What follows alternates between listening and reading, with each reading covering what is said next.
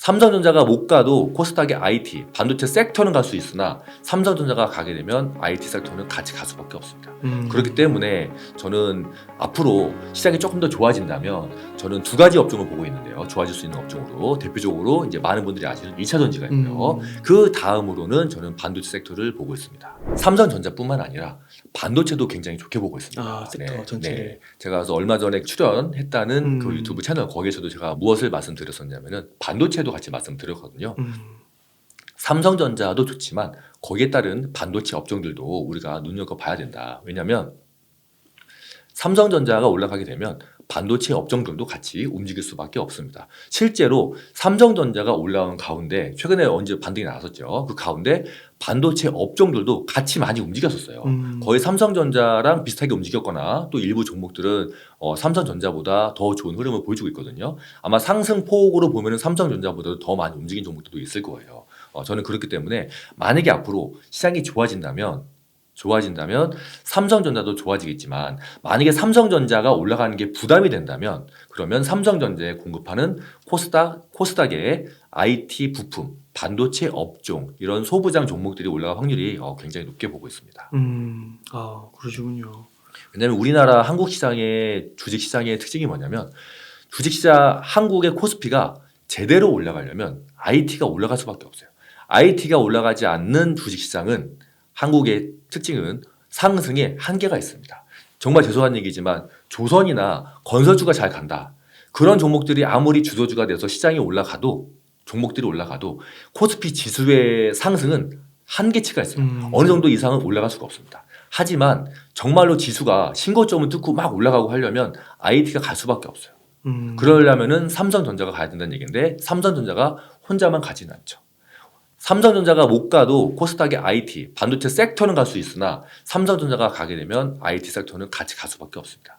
그렇기 때문에 저는 앞으로 시장이 조금 더 좋아진다면 저는 두 가지 업종을 보고 있는데요. 좋아질 수 있는 업종으로 대표적으로 이제 많은 분들이 아시는 2차 전지가 있고요. 그 다음으로는 저는 반도체 섹터를 보고 있습니다. 근데 2차 전지는 사실 조금 애매한 부분이 있어요. 아시다시피 주가가 많이 올랐어요. 지금 시장이 조정임에도 불구하고 포스코 케미칼이라든지 또는 LG 에너지 솔루션 같은 경우는 주가가 오히려 신고가를 계속 뚫고 올라가고 있죠. 네. 그렇기 때문에 이런 종목들은 오히려 좀 부담이 될 수가 있습니다. 그러니까 저는 신규로 매수를 고민하고 계신 분들은 저는 차라리 2차 전지에서는 포케나 엔솔 이 두 종목을 좀 피하시고 차라리 좀 더 바닥권에 있는 어떠한 이유로 인해서 현재 바닥에 갇혀있는 종목들이 좀 있어요. 이런 종목들에 대해서 좀 눈여겨보시는 게 좋을 것 같고 그게 아니라면 나는 이미 2차전지 많이 갖고 있어. 나는 좀 다른 쪽을 좀 보고 싶다 하시는 분들은 저는 반도체 섹터를 좀 보시기를 좀 권해드립니다. 네, 왜냐하면 여러분들 잘 아실 거예요. 흔히 반도체를 사이클을 탄다고 그러잖아요. 네, 그렇죠. 네, 그 얘기는 뭐냐면 어느 정도 주가가 오르면 내려올 수밖에 없다는 뜻이고 어느 정도 주가가 내려가면 올라갈 수밖에 없다는 뜻이거든요. 근데 지금 주가가 아시다시피 다 내려와 있잖아요. 네, 그 얘기는 언제인지는 모르겠지만 주가는 올라갈 수밖에 없다. 네, 그렇기 때문에 어느 정도 상승이 보장되어 있다고 좀 볼 수가 있겠죠. 다만 이제 그 시기가 언제이느냐가 가장 관건이긴 한데 뭐 전문가들 말에 따르면 내년 반도체 업황은 내년 2분기나 3분기부터 회복이 된다고 하니까 그러면 그보다 빠른 6개월 전 지금쯤부터 슬슬 담아가도 되지 않을까. 네. 하지만 반도체도 아까 말씀드린 것처럼 어느 정도 가격 상승이 있기 때문에 지금 당장 들어가시는 것보다는 조금 천천히 아까 말씀드린 것처럼 아직까지 금리 인상에 대한 부분이 해소가 안 되기 때문에 조금 기다리셨다가 혹시 이걸로 인한 조정이 온다면 그때를 매수의 기회로 삼으시는 것이 좋을 것으로 그렇게 생각합니다. 그러니까 그 말씀해주신 IT 같은 경우는 그 반도체랑 플랫폼 같은 것도 있잖아요. 네이버, 카카오. 네네. 근데 거기서 말하는 IT는 이 네이버, 카카오 같은 거 좀 제하고. 네, 제가 방금 말씀드린 건 이제 반도체 쪽. 반도체 쪽으로. 삼성전자에 공급하는 반도체 섹터. 네, 그쪽을 말씀드렸습니다. 아, 네.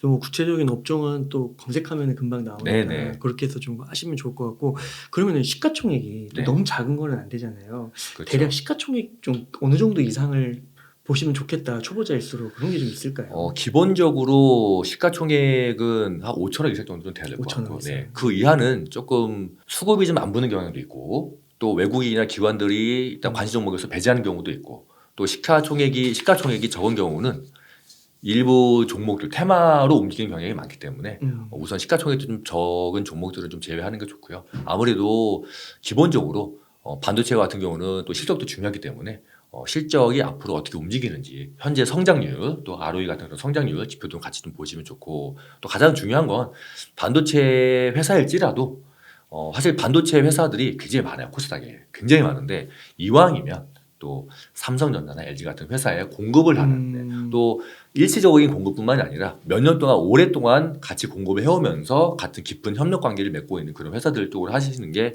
좀 더 안정적이고 좋습니다. 네, 좋습니다. 그 다음에 대표님 그 카카오도 좀 한번 여쭤볼게요. 네. 카카오는 이제 좀 저희 채널에서는 네. 이게 네이버 카카오가 옛날에 같이 불렸거든요. 네. 근데 지금은 이제 약간 카카오는 네. 보지도 않는 주식이 약간 된 것 같아요. 네. 정말 싫어하는 주식이 된 것 같은데 네. 카카오는 좀 어떻게 보세요? 제가 보기에는 만약에 그렇다면 웅달 책방의 구독자님들은 굉장히 좀 나름대로 좀 뭔가 이렇게 공부를 많이 하신 분들 같아요. 그래요? 왜냐하면 네이버랑 카카오가 사실 현재 우리나라 대한민국을 대표하는 IT 플랫폼 기업이긴 하지만 네이버와 카카오의 성격이 많이 달라졌습니다. 네이버는 아시다시피 우선은 포탈이긴 하지만 포탈 기업이긴 하지만 4차 산업혁명에 대해서 인공지능이라든지 여러 가지 그런 신기술 성장성을 위주로 해서 많이 투자를 하고 있는데 반면에 카카오는 아시다시피 동네 구멍가게 얘기를 좀 많이 듣고 있죠. 그리고 기반 사업이 메신저로부터 시작해서 그 다음에 이제 다른 업종으로 많이 뻗쳐나가고 있는데 일단 산업 자체, 비즈니스 자체가 성격이 좀 많이 다르고요. 또 그리고 더 중요한 게 카카오 같은 경우에는 예전에 왜 좋았었냐면 카카오가 메신저를 통해서 회원들을 많이 모았어요. 그리고 이 회원들을 대상으로 해서 여러 가지 비즈니스를 했고요. 이 비즈니스를 하면서 이 작은 회사, 자회사, 이 자회사들을 상장시키면서 이 상장 기대감들이 굉장히 많았었거든요. 근데 지금은 거의 다 상장을 다 시켰어요. 더 이상 나올 만한 회사가 이제 얼마 없더라고요. 그러다 보니까 이제 사람들의 기대치도 많이 줄었고. 그러니까 그렇기 때문에 예전과의 지금의 카카오는 입장이 완전 다른 회사입니다. 이제는. 더 이상 나올 회사가 없다는 거죠. 그리고 또 하나 중요한 게 뭐냐면 예전에는 사실 그냥 카카오에 대해서 별다른 규제가 없었는데 작년 7월달, 8월달부터 이제 정부에서 규제가 들어갔습니다. 아마 아실 거예요. 공정위에서 자꾸 이제 뭔가 규제를 하기 때문에 사실 정부의 규제를 일반 기업이 돌파하는 건 쉽지가 않죠. 그러다 보니까 이런 규제 리스크까지 겹치다 보니까 카카오가 예전과는 이제 완전히 다른 기업이 됐어요. 그 전까지는 이런 규제 리스크도 없었거든요. 그러니까 규제 리스크 없이 막 회사를 많이 키우고 뭐 흔히 말하는 뭐 문어발식으로 많이 키우고 이런 자회사들을 많이 상장시켰었는데 이제는 규제도 많고 더 이상 상장시킬 자회사도 없고 그러다 보니까 현재는 이제 카카오가 굉장히 쪼그라든 그런 상태라고 좀 볼 수가 있겠죠. 그래서 관점을 예전과는 다른 회사로 완전히 좀 인식을 좀 하셔야 될 것 같아요. 그러다 보니까 카카오의 주가가 좀 많이 상승하기 좀 어려운 부분도 있고 또 일부에서는 그러다 보니까 이제 카카오에 대한 신뢰도 많이 잃었다. 경영진들이 지금 뭔가 하겠다고 해놓고도 특별히 하는 것도 없고 사실 얼마 전에 났던 그런 화재가 발생했을 때도 네이버는 그래도 나름대로 여러 가지 백업 장치 잘 해놔가지고 서비스가 빨리 복구가 됐는데 카카오톡은 이번에 사실 복구가 좀 많이 길었었잖아요. 사실 아시겠지만 그동안에 카카오톡이 오류가 나도 보통이면 1시간이나 2시간이면 다 회복이 됐었단 말이에요. 그래서 이번에는 정말 특이하게 몇 시간에 갔었죠. 여기에 대해서도 사실 이제 투자들이 많이 좀 실망을 많이 했어요. 도대체 카카오 뭐 한 거냐. 네이버랑 너무 비교가 된다. 이런 얘기를 나오면서 카카오는 신뢰를 많이 잃은 상태죠. 방금 말씀드린 것처럼 신뢰도 잃었고 규제 리스크도 강하고 또 그리고 더 이상 자회사를 상장시킬 수 있는 그런 모멘텀도 조금 부족하고 이러다 보니까 카카오에 대한 바라보는 이제 시점이 좀 많이 줄어들었죠. 그래서 카카오의 주가가 이제 본격적으로 상승을 하려면 정부에서 이제 규제를 좀 많이 풀어준다든지 아니면 카카오만의 또 다른 뭔가 성장할 수 있는 모멘텀을 찾는다든지 예를 들어서 뭐 해외라든지 그런 부분들 좀 많이 생겨야 카카오의 주가가 좀 본격적으로 올라갈 것으로 생각이 좀 됩니다. 그럼 카카오는 좀 네이버보다는 조금 많이 주가가 떨어지기는 했지만 좀 미래의 성장성 측면에서는 조금 의문이 달리는 그런 부분이 좀 있다고 볼 수 있겠네요. 네, 제 입장에서는 그렇습니다. 아까 말씀드린 것처럼 저 같은 경우에도 네이버의 최신 기술을 전 많이 쓰거든요. 근데 카카오에서는 그렇게 카카오톡에 선물하기 조금 하는데 선물하기는 또 규모가 아직까지 그 네이버의 스마트 스토어에 비해서는 아직까지 폭발적으로 성장하고 있지 않다 보니까 그렇구나. 네. 그러면 이제 둘 중에 하나를 고른다고 하면 네이버에 조금 더 비중이 실리는 저는 투자를 한다고 하면 저는 카카오보다는 아직까지는 현재 시점으로 봤을 때는 근데 이게 중요한 거예요.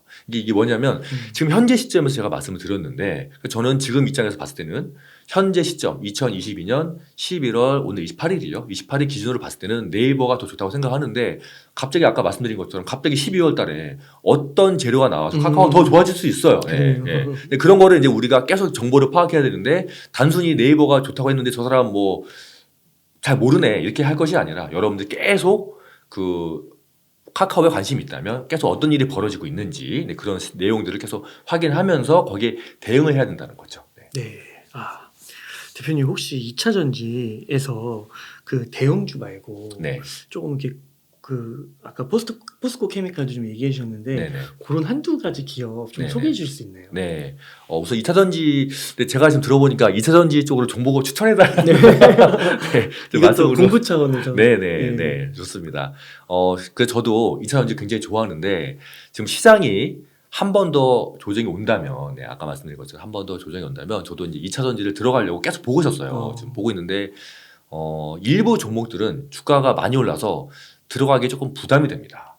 그런데 제가 계속 저도 계속 이제 어느 종목을 좀 들어가야 될까 하고서 2차 전지 종목들을 매일같이 체크하고 있는데 그중에 눈에 띄는 종목들이 몇 개 있어요. 근데 그중에서 제가 보는 관점에서는 아직까지 많이 주가가 많이 안 오른 종목 그게 있는데 그게 뭐냐면 일진 머티리얼즈.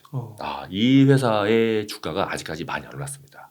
아시겠지만 얼마 전에 롯데그룹에서 이 회사를 인수했었죠. 인수했는데 방금 말씀드린 것처럼 포스코 케미칼은 완전 신고가를 가고 있음에도 불구하고 일진 머티리얼즈는 아직까지도 좀 바닥에 있어요. 네. 그 이유가 뭐냐면은 지금 얼마 전에 롯데그룹에서 레고랜드 그쪽에 관련해서 좀 문제가 좀 있어가지고 그런 부분들 때문에 조금 이제 그룹 리스크로 같이 여기는 부분도 좀 있고 또 아직 인수하면서 이 인수 자금이 조금 부족하다는 얘기 있어가지고 이런 부분들이 아직 해소가 안 되다 보니까 지금 일진 머티리얼에서 아직 매수가 아직 확실하게 들어오지 못하고 있는 것 같아요. 사고 싶어도 아직까지 리스크가 많으니까 좀 더 보자. 네, 이런 의견들이 좀 많은 것 같은데 일진 머티리얼즈의 2차 전지 사업만 놓고 봤을 때는 여전히 괜찮다. 아시겠지만 동박 관련해서는 세계의 점유율 2위를 차지하고 있잖아요. 네. 그리고 실적인 측면을 봤을 때도 여전히 성장성은 굉장히 좋습니다. 네. 그렇기 때문에 저는 일진 머티리얼즈 사실 저는 지금 좀 보고 있어요. 네. 일진 머티리얼즈가 아마 주가가 지금 한 6만 원 초반대가 될 거예요. 공교롭게도 삼성전자랑 주가가 조금 비슷한데 마찬가지로 저도 한 5만 9천 원, 8천 원 정도가 되면은 저도 일진 머티리얼즈에 대해서 매수를 좀 들어가려고 좀 저도 준비를 좀 하고 있습니다. 네. 제가 아마 또 아시는 분들이 많으실 것 같아가지고 사실 일진 같은 경우에도 2차 전지 섹터에서 좀 유명한 회사이기 때문에 아시는 분들이 많을 것 같아가지고 저도 뭐 자세히 말씀드리지 않으시겠지만 혹시 궁금하신 분들은 찾아보시면 세계 2위의 점유율을 가지고 있는 회사이고 또 롯데에서도 인수할 정도로 굉장히 좋은 회사이기 때문에 찾아보시면 또 금방 내용들 찾으실 수 있을 거라 생각이 됩니다. 그 대형주 가운데서 LG 에너지 솔루션하고 삼성 SDI가 있는데 네. 삼성 SDI는 그래도 좀 싼 편이더라고요. 네네. 그 둘 중에 네. 그래도 싸니까 삼성 SDI에 좀 투자하는 관점은 어떻게 보세요? SDI와 엔소 두 가지를 좀 볼 때 제 생각에는 지금 이 두 가지 회사가 똑같이 2차 전지 배터리를 만들긴 하지만 약간의 특색이 좀 있다고 보거든요. 근데 제가 봤을 때는 현재 시장에서 보는 관점은 SDI는 약간의 그런 뭐라고 해야 되나 좀 특화된 배터리를 좀 만드는 쪽인 것 같고 대신에 엔솔은 좀 더 보급적이고 좀 대중적인 배터리를 만들기 때문에 제가 봤을 때는 시장 점유율이나 앞으로 성장성의 측면에서 봤을 때는 LG 에너지 솔루션이 좀 더 낫지 않을까라고 생각이 됩니다. 다만 여기서 이제 똑같이 SDI가 좀 더 이제 배터리를 공급한다든지 그런 이제 보급차라든지 공급차라든지 또는 이제 만드는 배터리가 좀 더 이제 확장이 되면 모르겠는데 아직까지는 SDI가 만드는 배터리는 좀 한계가 있지 않을까라는 생각이 돼서 당연히 이제 우선적으로는 엔솔을 좀 봐야 되겠다는 생각이고요. 다만 이제 주가가 많이 높다 보니까 주가가 하락하기 좀 기다려야 될 것 같아요. 제 생각에는. 네. 그래서 2차 전지는 한번 좀 조정이 있을 때 적극적으로 담아갈 필요가 있다. 네. 그래서 지금 2차 전지를 바로 매수하기에는 조금 가격이 많이 부담이 돼요. 사실 2차 전지에 좋은 회사들이 많은데 최근에 하락장에서도 주가가 거의 빠지지도 않았고 일부 종목들은 그냥 바닥에서 박스권을 만들고 있거든요. 사실 이런 부분도 좋은 형태이긴 한데 시장에 좀 조정이 오면 같이 또 빠질 수도 있기 때문에 저는 그때를 노려서 공략하는 것이 낫지 않을까. 네, 저는 그렇게 생각합니다. 그 반도체하고 2차 전지를 이렇게 산업적으로 봤을 때 많은 분들이 반도체도 물론 4차 산업혁명의 기수고 2차 전지도 마찬가지인데 그 미래 성장성, 산업의 그 확장성에 있어서는 2차 전지에 더 점수를 준다라는 네, 얘기를 네. 하는데 그 네, 말은 네. 동의를 하시나요? 그 말도 동의합니다. 맞습니다. 아. 아직까지는 사실 2차 전지 뭐 전기차 얘기 많이 하잖아요. 전기차의 침투율이 아직까지는 5%밖에 안 된다고 그래요. 물론 2030년 이후부터는 이제 완전히 내연기관 차가 이제 생산이 안 되고 그 이후부터 이제 본격적으로 전기차가 생산이 되면 전기차 쪽으로 이제 보급이 많이 되겠지만은 그래도 아직까지는 침투율이 5%밖에 안 되기 때문에 그 얘기는 아직까지도 남아있는 95%가 있다는 뜻이죠. 네, 이게 지금 현재 5%만 가지고도 이 정도 산업 규모인데 앞으로 이게 이제 침투율이 더 높아진다면 즉 우리 주변에 이제 내연기관차가 아니라 전기차가 점점 더 많아진다면 2차 전지 시장이 좀 더 커지겠죠. 네. 그렇기 때문에 2차 전지 쪽도 저는 계속해서 관심 있게 봐야 된다고 생각하고 근데 중요한 건 2차 전지에 들어가는 전기차, 이 전기차에 앞으로 계속해서 이제 자율주행 쪽으로 많이 바뀐다고 하면 자율주행에 들어가는 것들 이제 센서 이런 것들은 다 이제 반도체, 네.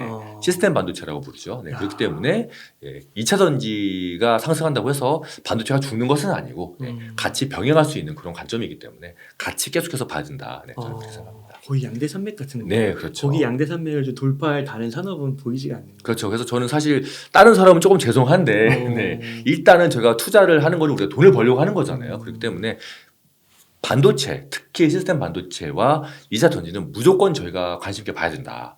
시장에 충격이 왔다 하더라도 계속해서 이쪽에 대해서 우리가 관심을 갖고 종목들을 계속해서 체크해 나가면서 우리가 계속 관심을 가져야 된다.